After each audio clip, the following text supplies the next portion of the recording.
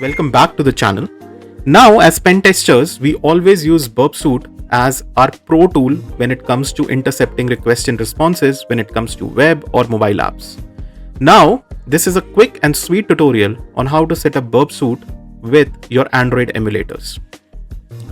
So just kick off your emulator, okay? And once it's up and running, then just go here and go to settings and go to proxy.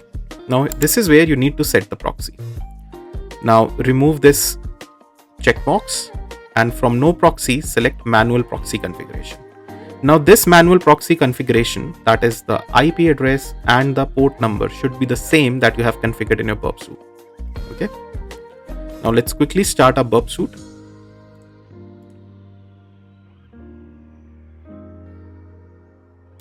And just to verify that we are having the right settings, go to the proxy tab, click on proxy settings, and you can see we have 127.0.0.1 and 8080 set up here. Okay. And the same configuration we have given on our Android emulator. Now once this configuration is done, just have to click on apply and things should be smooth and running. Let's quickly go to the proxy tab, Intercept, and turn the Intercept on. In here,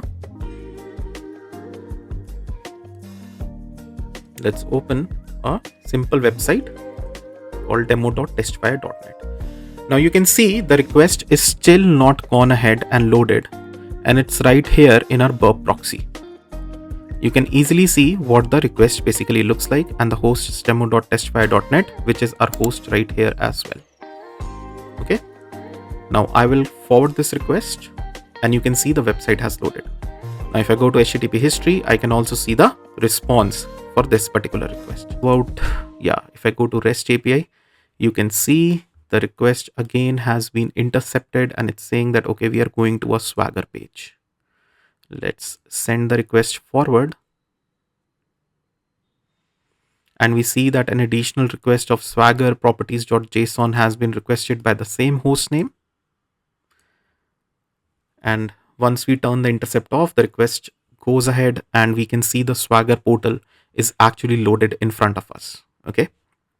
So this was a quick and sweet tutorial on how to configure Burp Suite when you are doing an Android pen test. Now this was for Android emulator. In case you're using an Android device, the only difference that is going to come in is that you're going to configure the proxy in the Wi-Fi settings and also change the proxy type, go to edit and set it to all interfaces. This will allow you to even intercept the request if you're using a mobile device instead of an emulator. Okay.